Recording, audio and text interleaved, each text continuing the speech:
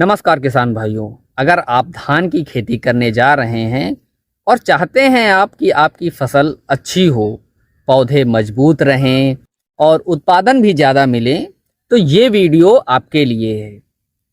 आज मैं आपको धान की खेती का पूरा प्रोसेस बताऊंगा, एकदम आसान भाषा में, जिससे आप ये सीखेंगे कि क्या गलतियां जो ज़्यादातर किसान करते हैं वो नहीं करनी चाहिए, और कुछ ऐसा जो ज़्यादातर किसानों को नहीं पता होता है कि क्या हम यूज़ करें, कौन सी खाद का प्रयोग करें, और जो घास खरपतवार होता है उसको रोकथाम के लिए कौन सी ऐसी दवाइयां हैं जो प्रयोग में ला सकते हैं, जिससे आपकी जो धान की खेती है उसमें ग्रोथ अच्छा हो और किल्ले भी अच्छे आएँ और बालियां भी लंबी हों और कोई रोग भी ना लगे।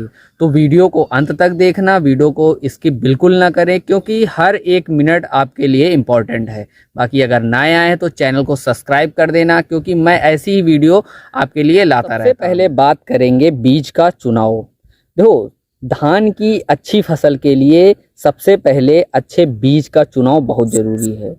हमेशा सर्टिफाइड जो बीज भंडार हैं वहीं से बीज खरीदें, क्योंकि अगर आप अच्छा बीज नहीं डालेंगे तो आपका पौधा मजबूत नहीं होगा। जब पौधा ही मजबूत नहीं होगा तो पैदावार कहाँ से होगा। सस्ता आप लाएंगे, डालेंगे, पैदावार कम होगा, पौधा कमज़ोर होगा। इस वजह से नुकसान से बचने के लिए हमेशा सर्टिफाइड बीज ही खरीदें।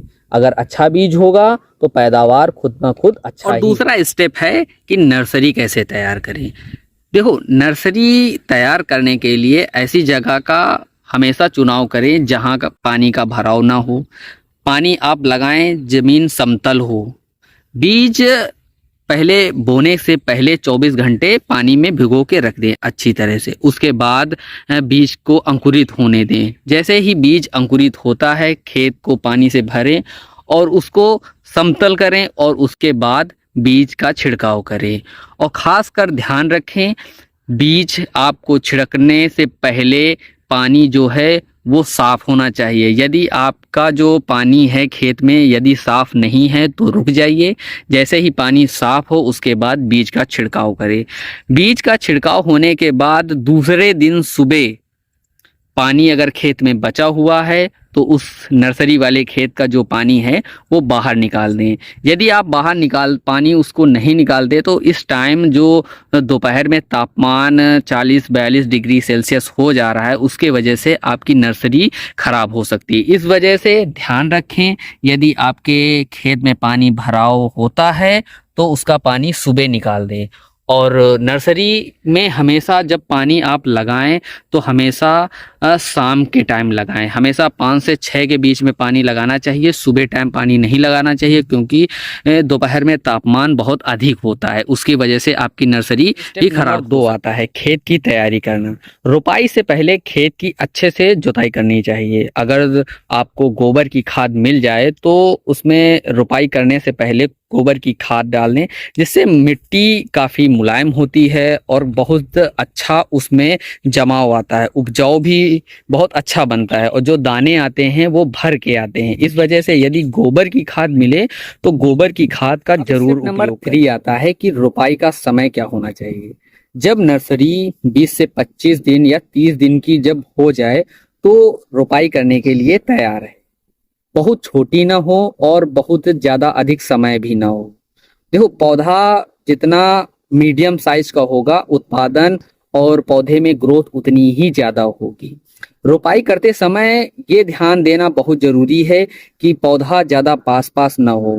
पौधे से पौधे की जो दूरी है वो 8 से 6 सेंटीमीटर, और रो से रो के जो दूरी है वो 15 सेंटीमीटर होनी चाहिए।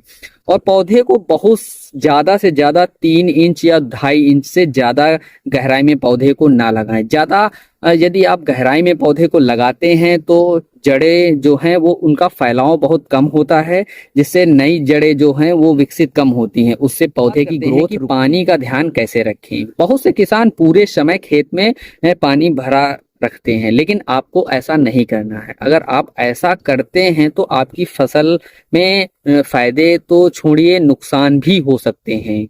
देखो हर चीज की एक लिमिट होती है। तो ऐसा नहीं है कि आपने पेड़ की रुपाई कर दी और उसमें हर समय पानी भरा रहना, नहीं, ऐसा जरूरी नहीं है। खेत में पानी उसकी जितनी उसको जरूरत हो बस उतना ही उसको पानी दें।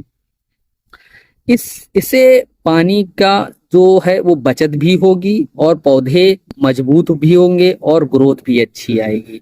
ज्यादातर आप ध्यान रखें, यदि आपने नई नई रोपाई की है तो 10 से 15 दिन लगातार उसमें पानी भराव रख सकते हैं। लेकिन जैसे ही आपका जो पौधा है वो ग्रोथ में आ गया है, उसके बाद अगर पानी नहीं होगा, 1-2 दिन छोड़ के अगर पानी लगा रहे हैं तो आपको कोई दिक्कत नहीं है। क्योंकि पौधे जो पौधा है वो अगर छांव पकड़ ले तो फिर पानी की इतनी आवश्यकता नहीं होती है। यदि आप ज़्यादा पानी लगाते हैं, देखो धूप भी बहुत ज़्यादा होती है, तो धूप तापमान जब अधिक होने पर जो पानी है वो दोपहर में गर्म होता है, उस वजह से पौधे की जो नाजुक जड़ें हैं उनमें भी नुकसान होता है। इस वजह से पानी का खासकर ध्यान रखें। जरूरी नहीं है धान की फसल है तो उसमें हमेशा पानी भरा रहे। कि खाद का उपयोग कैसे करें। ज्यादातर किसान सिर्फ यूरिया पर ही निर्भर रहते हैं, उन्हें और कुछ दिखता ही नहीं, बस सीधा खाद का मतलब है कि यूरिया। खेत को संतुलित पोषण की जरूरत होती है। जैसे हमारे शरीर को सिर्फ खाना और पानी ही नहीं, उसके साथ साथ फल फ्रूट और कभी कभी हमें एनर्जॉल की जरूरत पड़ती है जब ज़्यादा धूप लग जाती है। उसी प्रकार पौधे की जरूरत भी ऐसे ही होती है। सिर्फ यूरिया पर आप डिपेंड ना रहें, यूरिया के साथ जिंक हो गई, पोटास हो गई, ह्यूमिक एसिड हो गया।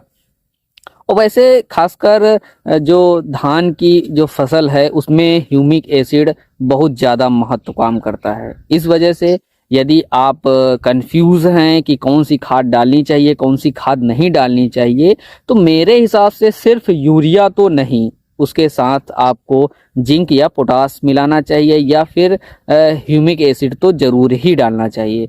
बाकी अगर आप फिर भी कंफ्यूज हैं तो अपने क्षेत्र के जो कृषि विभाग का जो ऑफिस कार्यालय है वहां जाएं और वहां आप जाकर जो कृषि सलाहकार है उससे आप सलाह ले सकते हैं कि कौन सी खादों का प्रयोग कर सकते हैं। बात करेंगे कि आपको किन गलतियों से बचना चाहिए। देखो कुछ ऐसी गलतियां हैं जो हर किसान जानकर भी नज़रअंदाज करता है। बीज का जो ट्रीटमेंट है वो ना करना, हमेशा रुपाई के समय बीज का अच्छे से ट्रीटमेंट नहीं करता है। और जो नर्सरी तैयार करते हैं उसमें भी काफ़ी गलतियां कर देते हैं, जैसे कि बीज को भिगोते नहीं हैं, उसमें जो थोड़े छोटे अंकुरित होते हैं बीज वो भी नहीं होने देते हैं, और नर्सरी में ज़्यादातर पानी भरा रहता है, और रुपाई के समय जुताई भी कम करते हैं।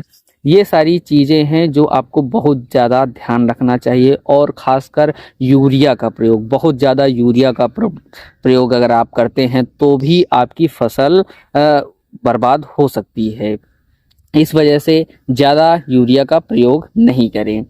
और रोग को, यदि आपको रोग नहीं समझ आ रहा है कि रोग कौन सा रोग है, तो पौधे को उखाड़ कर ले जाएं और कृषि रक्षक इकाई में जाकर पौधे को दिखाएं कि क्या समस्या है। तो वो जो कृषि सलाहकार है वो खुद बताएगा कि इसमें क्या दिक्कत है और इसमें कौन सी दवा का प्रयोग करना चाहिए।